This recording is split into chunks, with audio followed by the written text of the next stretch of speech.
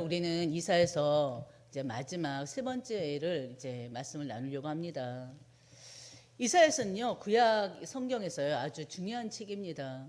말씀드렸듯이. 성경 66권 가운데서요, 예수 그리스도를 가장 선명하게, 가장 분명하게 예언한 책이 바로 이사야서예요. 그리고 예수님에 대한 예언이 가장 많이 담긴 바로 성경이 이사야서입니다. 그래서 이사야서를요, 구약 속의 복음서라고 말해요. 구약 속의 복음서. 왜냐하면요, 예수님의 탄생을 예언하고 있고요, 예수님의 사역을 예언하고요, 예수님의 그 메시아 십자가를 예언하고 마지막에는 새 하늘과 새 땅을 보여주기 때문에 그렇습니다.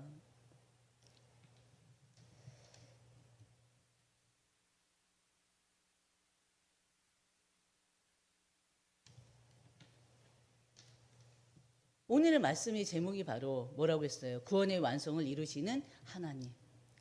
그래서 오늘은 56장에서 66장까지 말씀을 나누게 됩니다. 바로 이사야서는 뭐라고요? 구약 속의 복음서다라고 말씀하고 있습니다. 그리고 또 이사야서를요, 구약 속의 작은 성경이라고도 말합니다. 왜냐하면요, 이사야서가 성경 전체 흐름을 보여주기 때문에 그래요. 성경이 총 몇 권이죠? 66권. 이사야서는 총 몇 장인지 아세요? 66장. 66장. 성경은 66권, 이사야서는 66장. 바로 성경 66권, 이사야서도 66장. 바로 이 이사야서의 구조가요, 성경 전체의 구조와 매우 흡사합니다. 매우 비슷해요. 처음에는 인간의 죄와 심판을 말하고 있고요, 또 두 번째는요, 메시아를 통한 구원을 말하고 있습니다. 그러면서 마지막에는요, 새 창조의 완성을 말해주고 있어요. 이 구조가 성경 66권의 구조하고 같아요. 그래서 이사야서를 구약 속의 작은 성경이다라고 말하는 것입니다. 그만큼 이사야서는 너무나 중요한 성경이에요. 우리가 오늘 살펴볼 55장에서 66장은요, 56장에서 66장은요, 바로 이사야의 결론의 말씀입니다. 하나님이 이루실 구원이 어떻게 완성되는지를 보여주는 말씀이에요. 이 말씀은 포로에서 돌아온 백성에게 주어진 말씀입니다. 바로 첫 번째 우리가 나눌 말씀은요, 모든 민족에게 구원을 확장시키시는 하나님이시다. 하나님은요, 모든 민족의 구원을 문을 여시는 분이세요. 바로 이사야서 56장 7절의 말씀이에요. 이는 내 집은 바로 만민이 기도하는 집이라 일컬음이 될 것임이라. 많이 들었던 말씀이죠. 이게 바로 신약에 또 나옵니다. 하나님, 이 모든, 여기 내 집은 만민 그랬어요. 만민은 뭘 얘기합니까? 모든 민족, 모든 나라, 모든 사람을 얘기하는 거예요. 하나님의 성전은요, 특정 민족의 전유물이 아닙니다. 하나님께 나아오는 모든 사람을 위한 은혜의 자리라는 뜻이에요. 이 말씀은요, 당시 유대인들에게 아주 큰 충격이 됐어요. 왜요? 유대인들이 가지고 있는 사상은 완전히 그 반대잖아요. 유대 사상은 어떻습니까? 자신들은 하나님께 선택받은 민족으로 자부할 뿐만이 아니라 구원도 하나님의 선택받은 우리 민족에게만 있다, 그렇게 생각하는 사람들이잖아요. 완전히 착각 속에 빠져 사는 사람들이죠. 그래서요, 하나님도 모두의 하나님이 아니라, 모든 민족, 모든 사람, 모든 나라의 하나님이 아니라 누구의 하나님? 우리 민족만의 하나님, 우리 민족만의 하나님이라고 여겼던 자들이 유대인들이에요. 그렇기 때문에 이는 내 집은 만민이 기도하는 집이라. 얼마나 충격이 되겠습니까? 만민.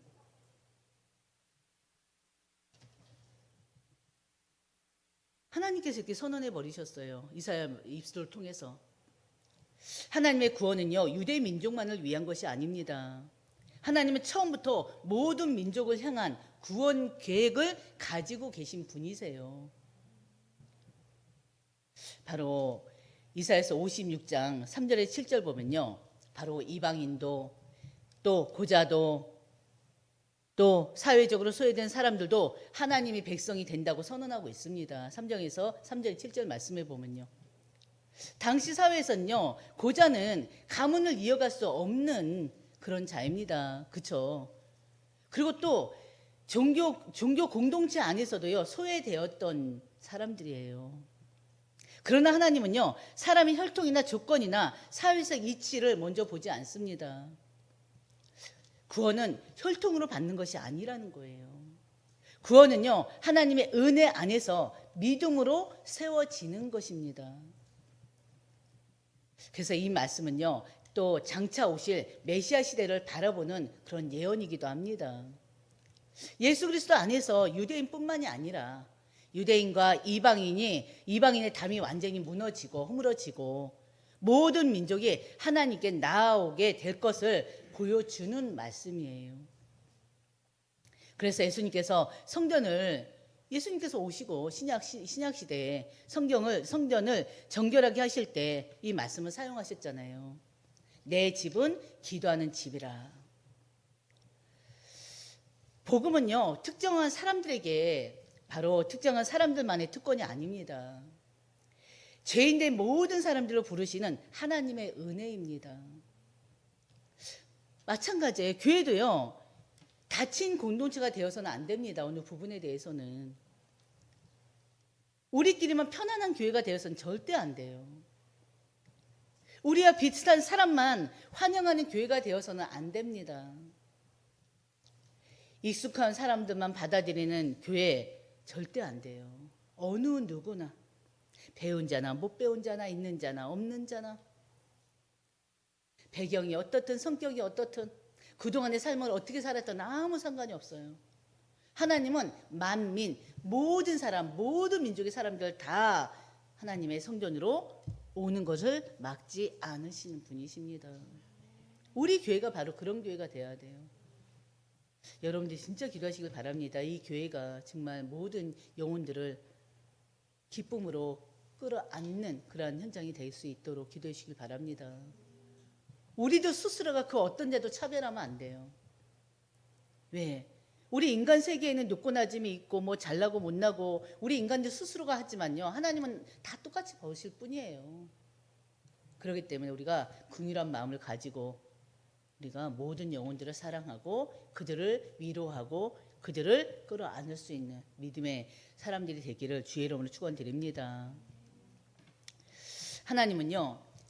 이 이스라엘 민족들의 그러한 형식적인 신앙을 책망하시는 그런 말씀이 57절, 58절, 59절이에요. 57장에서는 하나님께서 이스라엘 백성들의 영적 타락을 매우 강하게 책망하십니다. 겉으로는 하나님을 믿는다고 말하는 그들이요. 실제적인 삶은 바로 하나님을 떠나 있는 삶이기 때문에 그래요. 지금 이사야서 이 말씀은요. 열왕기서의 말씀하고 그 시대의 말씀입니다. 그렇기 때문에 우리가 열왕기 상하를 나눌 때 비슷하게 흘러가는 말씀이고요. 이스라엘 민족들의 그런 신앙들을 우리는 이미 보고 있습니다. 57장 4절을 보면요. 같이 보겠습니다.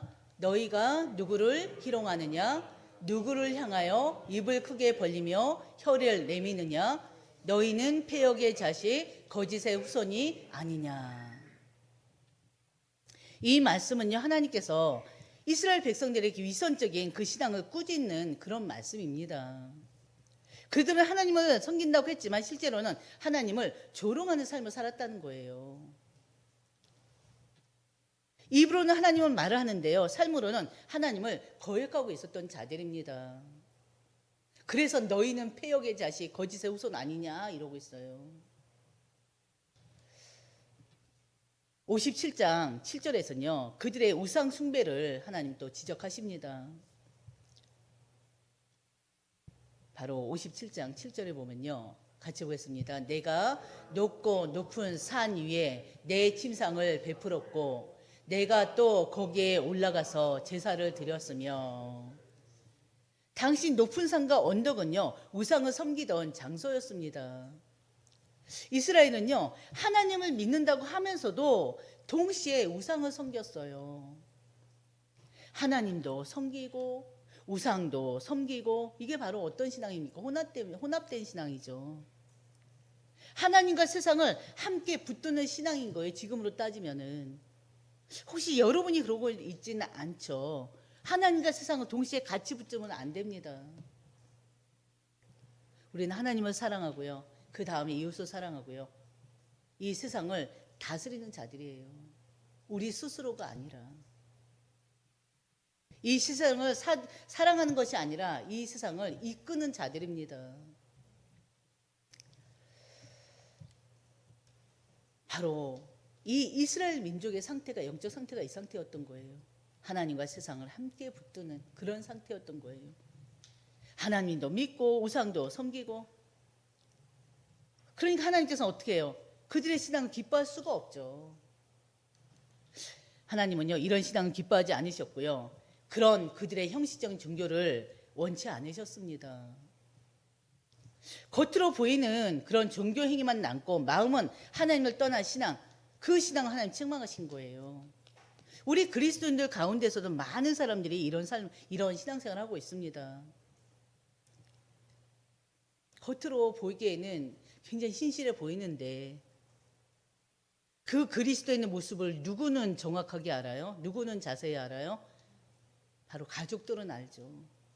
교회에 와서는 아주 굉장히 경건한 척, 굉장히 막 이렇게 믿음 좋은 척 하는데, 가정에 돌아가서는 지금 우리가 계속 성령의 9가지를 얘기하고 있는데요, 그 성령의 9가지 열매하고 다 반대되는 거예요. 가족들을 사랑하지 않고 자기만 위하고, 자기만 사랑해달라고 그러고, 그러다 보니까는 그 아버지의 모습에서, 어머니의 모습에서 희락을, 기쁨을 보지 못하고 평안을 보지 못하고, 또 오래 참지 못하니까 어떻게 돼요? 오래 참지 못하고, 또 자비하지 못하고, 선하지 못하고, 이런 모습을 계속 가족들은 본단 말이에요. 늘 함께하는 가족들은. 그리고 이번 주에 주신 말씀처럼 충성하지 못하고, 온유하지 못하고, 모든 일에 절제하지 못하고, 밖에 나가서는 하는 척을 해요. 근데 안에서는 안 된단 말이에요. 이 이중적인 삶 때문에 그 후손들이 신앙을 어떻게 해요? 이어가지를 못하는 거예요. 신앙은요, 삶입니다. 삶을 통해서 보여주는 것입니다.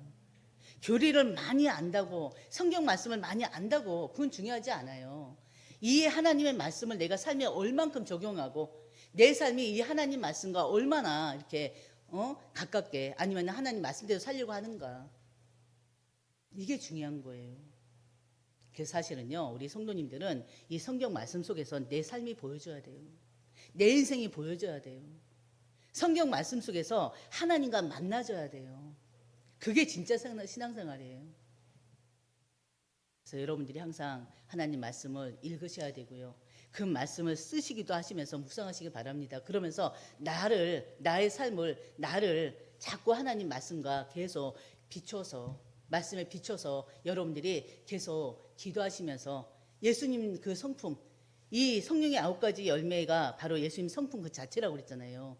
예수님 성품을 닮아가기 위해서 기도하면서 가시길 바랍니다. 그러면은 어느 순간 변화될 수밖에 없어요. 성령의 9가지 열매가 저 멀리 있는 것이 아니라 어느 순간에 나와 가까이 와 있고, 어느 부분에서 내가 그게 되어지고 있는 거예요.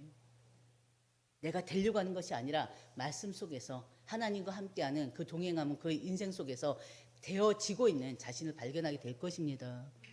그래서 성령의 9가지 열매는요, 아예 여러분들이 항상 기억하시고 그 자체를 놓고 기도하시길 바랍니다. 이게 바로 우리 신앙생활의 모습입니다. 그게 바로 삶이에요. 바로 이스라엘 민족이 바로 그렇지는 못했던 거예요. 그래서 하나님께서 그들의 이 거짓된 모습을 책망할 수밖에 없으셨고요.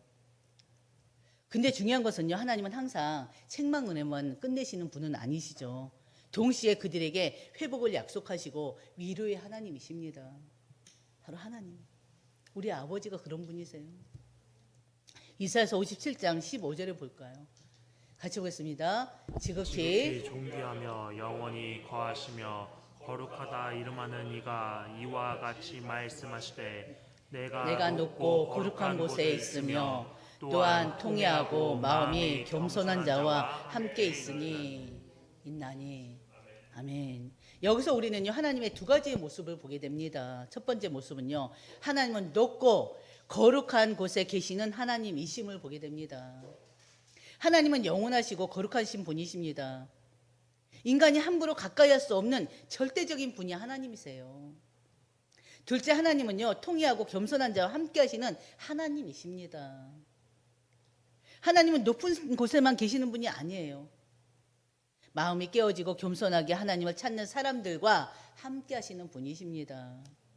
그래서 하나님이 찾으시는 사람은요, 통회하는 마음을 가진 사람. 통회하는 마음이 뭐예요? 회개하는 마음을 가진 사람.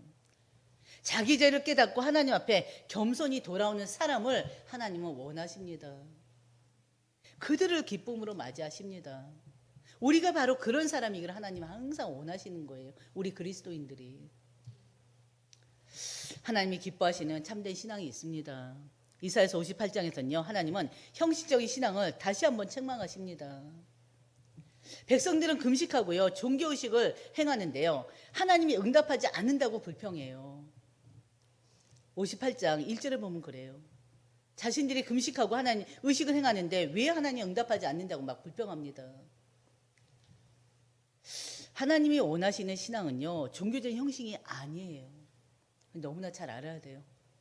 종교적인 형식이 아니고요, 삶으로 나타나는 신앙입니다. 예배만 드리는 신앙이 아니라 예배와 함께 그 삶 속에서 하나님이 나타나야 돼요. 하나님의 향기가 나야 돼요. 예수의 향기가 나야 돼요.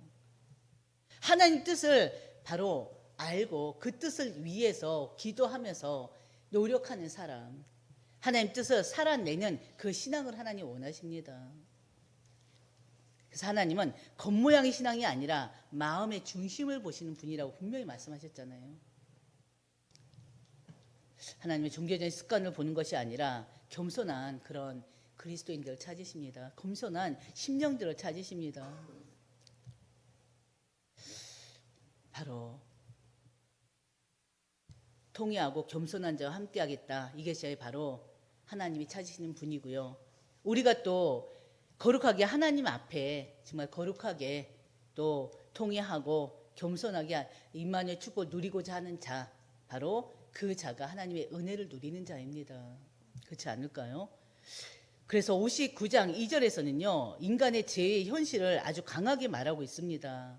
2절에 보면요, 같이 보겠습니다. 오직 너희 죄악이 너희와 하나님 사이를 갈라놓았고 너희 죄가 그의 얼굴을 가리어서 너희에게서 듣지 않으시게 함이니라. 오직 너희의 죄악이 누구를 갈라놨다고요? 하나님과의 사이를 갈라놨다는 거예요. 너희 죄가 그의 얼굴을 가려서 너희에게서 듣지 않으시게 함이니라. 죄는 단순한 실수가 아니에요. 우리는요, 때로는 모든 것을 죄를 합리화시키는 경우가 너무나 많이 있습니다. 강단에서 늘 연약해서 우리는 죄를 지을 수밖에 없습니다 하니까요, 진짜 죄를 지을 때마다 내가 연약해서 사단에 속아서 하나님이 제일 듣기 싫어하는 말이 아닐까도 싶어요. 우리는 자유의지가 있잖아요. 자유의지가 있기 때문에 우리 자유의지가 진짜 죄를 안 짓도록 노력해야 돼요. 근데 내가 연약해서 마귀에게 속아서 사단이 나를 모든 걸 또 사단으로 이렇게 핑계대는 사람들이 의외로 많아요. 마귀가 시켜서 사단이 이래서 저래서 이제 사단 소리 빼셔야 돼요. 내 자유의지가 죄를 지을 수밖에 없는 그런 지금 삶을 살고 있는 거예요. 절제하자 했잖아요. 절제하지 못하고 그냥 본능이 그냥 내가 원하는 대로 사는 거. 그래 놓고는 마귀 탓하고. 아니요. 죄는 단순한 실수가 아닙니다. 죄는요, 하나님과 우리 인간 사이에 아주 깊은 벽을 만들어 버려요. 그러나 사람은 스스로 그 죄의 깊은 벽을 넘어갈 수는 없습니다. 그렇기 때문에 예수 그리스도 이름으로 기도하는 거 아닙니까? 예수 그리스도께서 우리와 함께 하시는 거 아닙니까? 그래서 우리가 항상 죄를 지었다 그러면 회개하시고 바로 돌아서길 바랍니다. 회개는 뭐라고 했어요? 반성하는 거? 아니요. 그 자리에서 더 이상 죄를 짓지 않으려고 돌아서는 거. 더 이상 그 죄를 짓는 그 자리에 가지 않는 거예요. 그래서 우리 습관이 그렇게 무서운 거 아닙니까? 먼저 우리 강단에서 말씀 나눴던 것처럼 습관을 빨리빨리 바꾸셔야 됩니다. 죄를 짓는 습관을 빨리빨리 바꾸셔야 돼요. 이사야서 59장 16절 보면요. 자기 팔로 스스로 구원을 베푸셨다 그랬어요. 자기 팔은요. 여호와의 팔을 얘기합니다. 메시아를 의미합니다. 하나님이 친히 인간의 구원을 이루신다는 그런 뜻이기도 하고요. 이것이 바로 복음입니다. 우리가 하나님께 올라가시는 것이 아니라 하나님은 우리에게 내려오시는 거예요. 우리가 구원받은 거 우리가 하나님께 찾은 거 아닙니다. 하나님 우리에게 오셔서 우리를 예수 그리스도를 영접하게 하셨어요. 그게 바로 구원이에요. 그게 바로 하나님의 은혜의 선물이고요. 누구에게? 하나님이 창세전에 영세전에 택한 자에게, 구원적으로 작정된 자에게. 우리가 바로 그런 자였습니다. 하나님이 영세전에 또 창세전에 택한 자였고 구원적으로 작정된 자였습니다. 그래서 우리가 하나님의 은혜로 구원을 얻었고 지금 하나님 백성으로, 이렇게 하나님 백성으로서 이렇게 하나님 앞에 예배를 드리고 있는 거고요. 그래서 우리는 하나님께 항상 감사하는 자가 돼야 됩니다. 두 번째, 하나님 영광으로 완성되는 구원이에요. 60장에서 63장의 말씀을 나누겠습니다. 메시아의 빛이 세상에 임했다 그랬어요. 우리가 너무나 잘 아는 말씀, 바로 이사야서 60장 1절의 말씀입니다. 너무나 잘 아는 말씀이죠. 우리 같이 보겠습니다. 일어나라, 빛을 발하라. 이는 내 빛이 이르렀고 여호와의 영광이 내 위에 임하였습니다. 이 빛이 바로 메시아의 빛이잖아요. 이 빛이 나중에 예수 그리스도를 통해서 나타나게 됩니다. 이사야는 먼저 세상의 상태를 설명합니다. 바로 60장 2절입니다.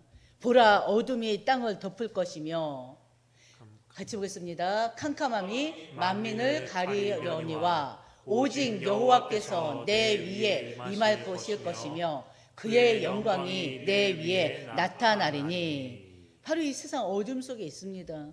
죄의 어둠 속, 죽음의 어둠 속, 멸망의 절망의 어둠 속, 그 어둠 속에서 인간 스스로는 그 어둠에서 벗어날 수가 없어요. 그러나 하나님은요, 빛이, 이 상태에서 빛이 온다고 지금 말씀하고 계십니다. 그 빛이 바로 예수 그리스도예요.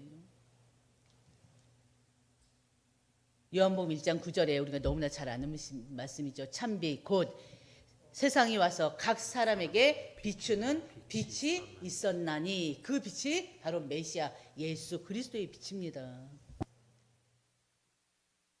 예수님은 어둠 속에 있는 세상에 빛으로 오신 바로 메시아이십니다. 그 60장 3절 보면요. 나라들은 내 빛으로, 왕들은 빛으로 내 광명으로 나아오리라 그랬어요. 이 말씀은요, 복음이 온 세상으로 퍼져 나갈 것을 보여주고 있습니다. 구원은요, 한마디로 더 이상 한 민족의 것이 아니고요, 이스라엘 민족의 것이 아니고요, 복음은 모든 민족에게 이렇게 펴져 나가게 돼 있습니다. 왜? 하나님의 계획이기 때문에. 그래서 예수님은요, 유대인의 구세주만이 아니라 온 세상의 구세주인 것입니다. 지금 그걸 말씀하고 계셔요. 그래서 60장 19절 보면요, 오직 여호와가 내게 영원한 빛이 되시며 그랬어요. 오직 여호와가 영원한 빛이 되시며 내 하나님이 영광이 되리니. 바로 구원의 궁극적인 목적이 뭡니까? 하나님의 영광입니다. 하나님은 자신의 영광을 드러내기 위해서 구원을 이루신 거예요. 우리를 구원하신 목적이 뭐라고요? 하나님의 영광을 드러내기 위해서입니다. 더 깊이 우리 인간을 만드신 목적이 뭐예요? 영광을 받으시기 위해서예요. 그래서 우리는 하나님의 영광을 드러내는 자들이 돼야 됩니다. 이 한사람 교회가, 바로 이 한사람 교회 십자가가 하나님의 영광을 드러내야 돼요. 그렇지 않습니까? 바로 메시아가 구원을 이루셨습니다. 61장은요, 메시아의 사명을 가장 분명하게 보여주는 그러한 장이에요. 61장 1절에 보겠습니다. 같이 보겠습니다. 주 여호와의 영이 내게 내리셨으니 이는 여호와께서 내게 기름을 부으사 가난한 자에게 아름다운 소식을 전하게 하려 하심이라. 나를 보내사 마음이 상한 자를 고치며 포로된 자에게 자유를, 갇힌 자에게 노임을 선포하며. 아멘. 여기서 기름 부음이 바로 뭐예요? 기름 부음 받은 자, 바로 메시아 예수 그리스도를 얘기하죠. 메시아는요, 다시 그 말씀 놓으시길 바랍니다. 메시아는 어떤 분이십니까? 여기에 나와 있는 것처럼 가난한 자에게 복음을 전하고요, 포로된 자에게 자유를 주고요, 상한 마음을 고치시고 슬픈 자를 위로하시는 분이십니다. 이게 복음이에요. 우리가 기름 부음 받은 자 예수 그리스도를 얘기할 때 항상 우리가 설명을 어떻게 합니까? 바로 그리스도가 하신 일, 우리를 하나님 만나게 하셨다. 길이고 진리고 생명으로 오셔서 우리를 하나님 만나는 길이 되셨다. 그것도 맞는 말이죠. 또 예수님은 선지자뿐만이 아니라 제사장으로 오셨다. 우리의 모든 죄를 사하기 위해서 오셨다. 십자가에서 못 박아 돌아가심으로 인해서 우리의 모든 죄를 사하셨잖아요. 그리고 왕 대신 예수님을 항상 얘기하죠. 왕 대신 예수 그리스도가 어떤 분이십니까? 이 나라 이 민족 전 세계 우주 만물을 다스리는 분이시다. 우리 하나님의 백성들을 다스리고 인도하는 분이시다. 여기다 하나를 또 추가를 한다면 사단 마귀를 십자가에서 멸하신 분이시다까지 얘기할 수 있겠죠. 근데 여기서 말하는 메시아, 기름 부음 받은 자 메시아는 어떤 분이라고요? 바로 가난한 자에게 복음을 전하는 분이시요, 포로된 자에게 자유를 주시는 분이시요, 상한 마음을 고치시고 슬픈 자를 위로하시는 분이신 것입니다. 예수님은요, 이사야가 예언한 메시아였습니다. 누가복음 4장 16절에서 22절까지를 보면요, 예수님께서 공생애를 시작하면서요, 이 나사렛 회당에서 성경 말씀을 읽는 모습이 나와요. 근데 그 예수님께서 공생애를 시작하면서 읽었던 성경의 말씀이 바로 이 말씀이었어요. 61장 1절 2절 말씀이었어요. 예수님께서 직접 읽은 말씀이. 그러시면서 바로 읽으신 후에 회당에 있는 사람들에게 하신 말씀이 누가복음 4장 21절의 말씀이었습니다. 이 글이 바로 어떤 글? 이사야서 61장 1, 2절. 이 글이 오늘 너희 귀에 응하였느니라. 바로 선언하셨습니다. 이사야 선지자가 예언했던 기름 부음 받은 자, 곧 메시아가 바로 자기 자신임을 말씀하신 것입니다. 예수님이 오심으로 하나님의 구원 역사가 실제로 시작되었다는 그 선언을 하신 거예요. 그리고 복음의 사명이 무엇인지를 보여준 것입니다. 그래서 오늘 우리에게도 동일한 메시지가 들립니다. 이 말씀이 오늘 너희에게 이루어졌다. 그렇잖아요. 예수 그리스도 안에서 우리는 구원을 받았잖아요. 예수 그리스도께서 이 땅에 오심으로 인해서 구원이 시작되었습니다. 그 구원이 지금도 계속 이루어지고 있잖아요. 이루어지고 있습니다. 그래서 이사야는요, 메시아가 가져올 그 변화를 말한 것이고요. 예수님은 공생애를 시작하면서 읽었던 말씀이 이 말씀이면서 자신이 메시아임을 그 회중에, 그 회당에 있는 사람들에게 선포했던 것입니다. 61장 3절 보면요, 61장 3절 보면은 슬퍼하는 자에게 화관을 주어 그 죄를 대신하며 희락의 기쁨으로 그 슬픔을 대신하며 그랬어요. 이 죄는요, 슬픔과 절망의 상징을 얘기합니다. 그러나 하나님은요, 죄 대신에 화관을 주시고 슬픔 대신에 기쁨을 주시는 분이심을 지금 말하고 있는 거예요. 예수님은요, 상한 마음을 고치시고 절망한 사람들에게 새로운 소망을 주시는 분이십니다. 그래서 복음의 뜻이 뭔지 아십니까? 복된 소식, 기쁨의 소식이에요. 그게 바로 복음이에요. 하나님은요, 자신의 백성들을 반드시 회복하시는 분이십니다. 62장이에요. 62장은요, 하나님이 자기 백성을 포기하지 않으시고 반드시 회복하시겠다는 그런 선언을 하셔요. 우리가 구약에서 계속 읽었던 내용이 반복되고 있는 것입니다. 하나님께서 분명히 당신의 백성들을 어떻게 해요? 심판하셨어요. 책망하시고 심판하셨어요. 근데 항상 책망하고 심판으로 끝난 게 아니라 반드시 다시 보호하시고 위로하시고 회복시키는 하나님이셨습니다. 우리가 지금 구약을 통해서 계속 반복되게 보는 모습이잖아요. 마찬가지입니다. 62장 1절을 보면요. 시온을 위하여 잠잠하지 아니하며 예루살렘을 위하여 쉬지 아니할 것인즉 그랬어요. 하나님은요, 자기 백성을 끝까지 붙드시는 하나님이심을 지금 얘기하고 있습니다. 그러면서요, 62장 4절에 다시는 너를 버림받은 자라 부르지 아니하며 다시는 내 땅을 황무지라 부르지 아니하고 그랬어요. 버림받았던 백성이 다시 하나님의 사랑을 받는 백성이 될 것을 말씀하고 계십니다. 황무지였던 곳이 다시 하나님의 축복의 땅이 됨을 말씀하고 있는 것입니다. 이것이 바로 하나님의 은혜예요. 우리가 바로 이런 사람들입니다. 하나님의 사랑을 받고 위로를 받고 하나님의 축복을 받는 우리들이 이미 우리의 삶이 되고 있어요.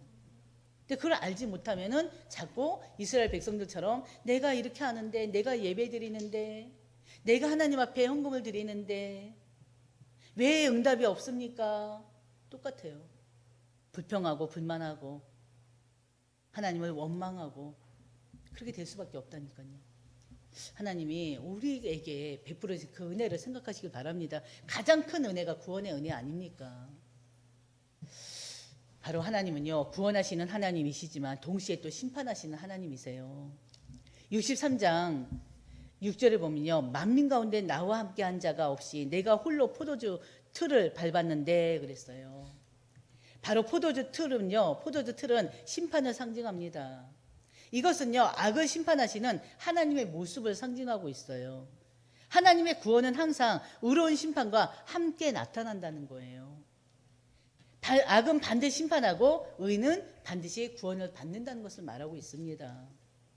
그래서 이사야서 63장 7절 보면요, 이사야는 하나님의 구원을 말하면서요, 하나님의 그 과거에 하나님께서 베풀어 주셨던 그 과거의 은혜를 기억하도록 합니다. 이스라엘의 역사를 돌아보면 우리가 너무나 잘 알잖아요. 모든 것이 하나님의 은혜였으면 우리는 계속 보고 있잖아요. 성경 통해서. 출애굽도 마찬가지고요. 출애굽 인간의 능력으로 못해요. 하나님이 하신 일이잖아요. 그리고 또 4년 동안도 아니고 40년도 아니고 400년 동안 애굽에 종살이 했어요. 노예로 살았어요. 그런 그들을 하나님께서 이끄셨습니다. 광야를 40년 동안 가는 그 강약길을 인도하셨고요. 결국에는 하나님이 약속하신 약속의 땅으로 그들을 어떻게 해요? 들어오게 하셨잖아요. 이 모든 것이 하나님의 은혜고 하나님의 자비입니다. 바로 63장 16절 주는 우리의 아버지시라, 이사야의 고백입니다. 이 고백은요, 하나님 백성과의, 하나님과 우리와의 그 언약 관계라는 것을 얘기하고 있습니다. 하나님 약속한 건 반드시 이루시는 하나님이라는 거예요. 오늘도 마찬가지고요. 지금도 마찬가지입니다. 하나님께서 강단 통해서 여러분에게 약속하신 것을 여러분이 진짜 붙잡고 믿고 간다면 하나님 반드시 그 약속이 이루어진다니까요. 세 번째요, 새하늘과 새 땅으로 완성되는 하나님의 구원입니다. 64장 66장입니다. 이사야서의 마지막 부분은요, 하나님의 구원이 어디로 향하고 있는지를 보여주고 있어요. 구원은 단순히 죄를 용서받는 것에서 끝나지 않아요. 결국에는 새 창조예요. 새하늘과 새 땅으로 완성됩니다. 우리도 역시 마찬가지잖아요. 우리도 예수님 구주를 영접함으로 해서 새로운 피조물이 됐습니다. 그래서 이전 것은 기억하지 말라는 거예요. 왜? 새로운 피조물이 됐기 때문에. 하나님은 회개하는 백성을 회복하십니다. 그게 바로 64장 1절이에요. 64장 1절 보면요, 원하건대 같이 보겠습니다. 주는 하늘을 가르고 강림하시고 주 앞에서 산들이 진동하기를. 바로 이 기도는 이사야의 기도잖아요. 이사야는요, 이 기도는 절망 속에서 드리는 기도입니다. 이스라엘은 한 가지 중요한 사실을 깨달았어요. 이 기도는 이사야가 아니라 이스라엘 백성들의 기도입니다. 바로 그들이 한 가지 사실을 깨달았는데요, 자신들의 힘으로는 나라를 회복할 수 없고 삶을 바꿀 수 없다는 사실입니다. 그래서 하나님께 부르짖으면서 하늘을 가르고 강림하시고, 이게 무슨 말입니까? 하늘을 열고 내려와 달라는 그런 요청의 기도입니다. 그러면서 그들은요 자신의 죄를 고백합니다. 그게 바로 64장 6절이에요. 자신들 직접 고백하는 그 죄를 보시길 바랍니다. 무릇 우리는 다 부정한 자 같아서 우리의 의는 다 더러운 옷 같으며. 이 말씀은요 우리 인간의 상태를 또 보여주기도 하지 않습니까? 우리 인간 스스로 의로워질 수가 없습니다. 아무리 노력해도 인간의 의는요 더러운 옷과 같습니다. 그것을 이스라엘 백성들이 지금 회개하는 거예요. 깨닫고. 그래서 구원은 인간의 노력이 아니라 오직 하나님의 은혜로 이루어집니다. 그래서 이사야가요 하나님을 또 고백합니다. 바로 이사야서 64장 8절이에요. 같이 보겠습니다. 여호와여 이제 주는 우리 아버지이시니다. 우리는 진흙이요 주는 토기장이시니 우리는 다 주의 손으로 지으신 것이니라. 아멘. 우리 원던 말씀과 연결되지 않습니까? 우리가 지금 원던 말씀을 나누면서 계속 이사야서 24장 8절 계속 반복했던 말씀이에요. 그렇지 않습니까? 우리는 진흙이에요. 하나님 토기장이세요. 토기장이가 진흙을 빚어서 새로운 그릇을 만들듯이 하나님은 우리의 삶을 계속 빚어 가시는 거예요. 특히나 지금 성령의 9가지 열매.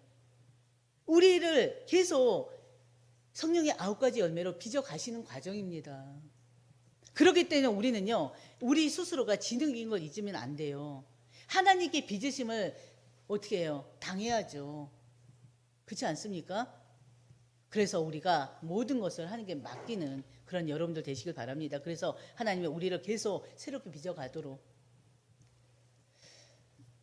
하나님은요 자기 백성을 새롭게 만드십니다. 그래서 65장 1절에 말씀하셨어요. 65장 1절을 보면요, 나는 나를 구하지 아니하던 자에게 물음을 받았으며 나를 찾지 아니하던 자에게 찾아냄이 되었으며 내 이름을 부르지 아니하던 나라에 내가 여기 있노라 하였노라 그랬어요. 하나님을 찾지 않던 사람들에게 자신을 나타내시는 하나님. 이 말씀은요 신약에서 이방인 선교와 연결됩니다. 로마서 10장 20절이에요. 사도 바울은요 이 구절을 65장 1절의 구절을 인용하면서요 복음이 이방인에게 전해졌다고 설명하고 있습니다. 그러면서 그러나 하나님은요 동시에 그들의 이스라엘 백성들의 불순종을 책망하십니다. 그게 65장 2절이에요. 65장 2절을 보면요 같이 보겠습니다. 내가 종이에 손을 펴서 자기 생각을 따라 옳지 않은 길을 걸어가는 패역한 백성들을 불렀나니. 아멘. 하나님은 계속해서 백성들을 부르셨지만 그들은 하나님을 떠났다. 그래서 하나님은 죄에 대한 심판을 하셨습니다. 그러나 하나님은 반대로 심판으로 끝내지 않으시고 새로운 백성들을 세우신다는 것입니다. 그들은 하나님 믿고 순종하며 하나님을 말씀을 붙드는 사람들. 그들이 바로 우리가 돼야 되지 않겠습니까? 그래서 우리가 이 구약 성경을 계속 보면요, 계속 회복과 다시 징계와 심판과 다시 회개와 회복과 징계와 심판 계속 반복이에요. 하나님 공의 하나님이시기 때문에. 그러면서 결국에 하나님은요 새 하늘과 새 땅으로 구원을 완성하십니다. 바로 65장 17절이에요. 같이 보겠습니다. 보라 내가 새 하늘과 새 땅을 창조하나니 이전 것은 기억되거나 마음에 생각나지 아니할 것이라. 하나님은 이 세상을 새롭게 창조하시겠다고 약속하셨어요. 이것이 바로 성경의 마지막 희망입니다. 바로 요한계시록 때 이 말씀 그대로 이어받았죠. 요한계시록 21장 1절에 또 내가 새 하늘과 새 땅을 보니 그랬어요. 이것은요 하나님의 구원의 최종 완성 단계입니다. 이때 어떤 일이 일어납니까? 바로 울음이 사라지고 고통과 죽음이 사라지는, 그리고 하나님 백성이 하나님과 영원히 함께 살게 되는 그 새 하늘과 새 땅이에요. 이사야는 그 나라의 모습을 지금 설명하고 있습니다. 바로 65장 20절에서 21절을 볼게요. 같이 보겠습니다. 거기는 날수가 많지 못하여 죽은 어린아이와 수완이 차지 못한 노인이 다시는 없을 것이라. 곧 100세의 죽은 자를 젊은이라 하겠고 100세가 못되어 죽은 자는 저준 받은 자이니라. 그들이 가옥을 건축하고 그 안에 살겠고 포도나무를 심고 열매를 먹을 것이며. 아멘. 이 말씀을 자세히 한번 보세요. 완전히 평화와 회복의 세상을 지금 보여주는 것입니다. 고통이 사라지고 삶이 안정되고 또 하나님의 축복이 충만한 나라, 바로 이 마지막 장에서 말씀하신 나라입니다. 66장 22절 보면요, 내가 지을 새하늘과 새 땅이 내 앞에 항상 있는 것 같이 너희 자손과 너희 이름이 항상 있으리라. 여호와의 말이니라. 이 말씀에서 하나님은 새하늘과 새 땅, 영원함을 강조하고 있습니다. 내 앞에 항상 있는 것 같이, 이 표현은요 영원히 사라지지 않는 하나님의 새 창조 세계를 말합니다. 너희 자손과 너희 이름이 항상 있으리라. 여기서 자손과 이름은요 단순히 혈통만을 의미하는 것이 아니에요. 하나님의 언약 백성의 지속성, 영원한 존재임을 의미하는 것입니다. 그래서 하나님은 약속하십니다. 내가 새 창조를 이루는 것처럼 내 백성도 영원히 사라지지 않을 것이다. 지금 세상은 죄 가운데 빠져 있습니다. 고통 가운데 빠져 있습니다. 불의, 눈물이 지배하는 세상입니다. 그러나 새하늘과 새 땅에서는요 죄가 더 이상 존재하지 않아요. 죽음이 사라지고요, 고통이 끝나고요, 하나님의 의가 완전히 이루어지는 곳입니다. 그래서 요한계시록 말씀처럼요 눈물이 없고 애통함이 없고 사망이 없는 세계, 하나님 백성은요 영원히 하나님과 함께하는 그 현장입니다. 그래서 구원은요 반드시 완성됩니다. 그래서 성도에게 가장 큰 소망은요 이 세상이 끝이 아니라 하나님의 이 새 창조가 우리를 기다리고 있다는 거예요. 영원한 생명이, 그렇죠? 하나님과 영원히 함께할 그 하나님의 나라, 이 나라가 우리의 소망 아닙니까? 그래서 우리가 이제 이사야서를 통해서 이제 3주에 걸쳐서 보았는데요. 여러분들 이사야서를 꼭 읽어 보셔야 돼요. 성경 66권을 어떻게 보면은 또 어떻게 해요?